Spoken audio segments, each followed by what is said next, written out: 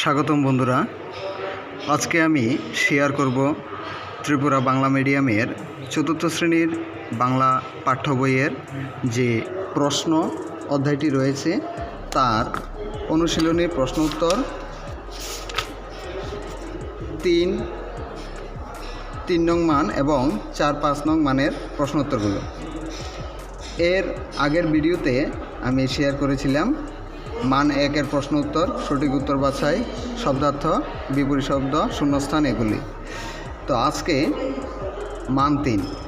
তো প্রথম কোশ্চেনটি ক নম্বর, শিশু মার কাছে ছুটি চাইছে কেন? উত্তরটি বইয়ের মধ্যেই দেওয়া আছে। সকাল থেকে শিশু অনেক পড়াশোনা করেছে আর পড়তে ভালো লাগে না, এখন সে মার ঘরে পড়া খেলতে ছুটি চাইছে। খ নম্বর প্রশ্নটি হচ্ছে, শিশু কি ভাবতে পারে?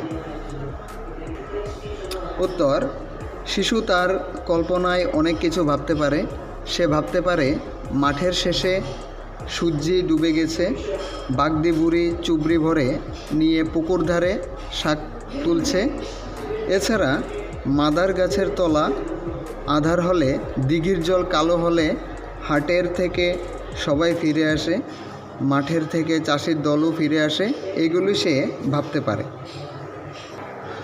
গ নম্বর প্রশ্নটি, শিশু মাকে কি মনে করতে বলেছে?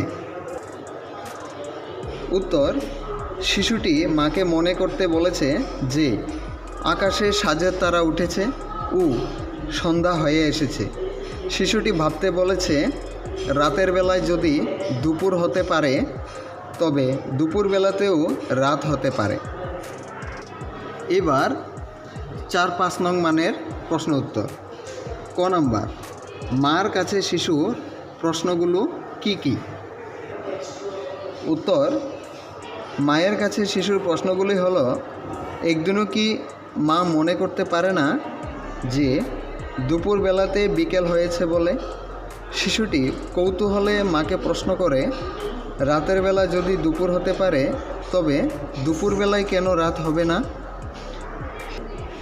পরের প্রশ্নটি হচ্ছে খ নাম্বার, আঁধার নেমে আসে কোথায় এবং তখন কি কি হয়?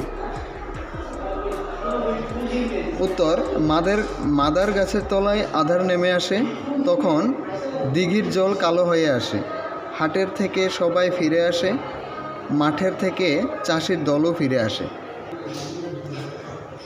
শুধু তাই নয়, আঁধার হওয়ায় সাজের তারা উঠে এবং সন্ধ্যা নামে।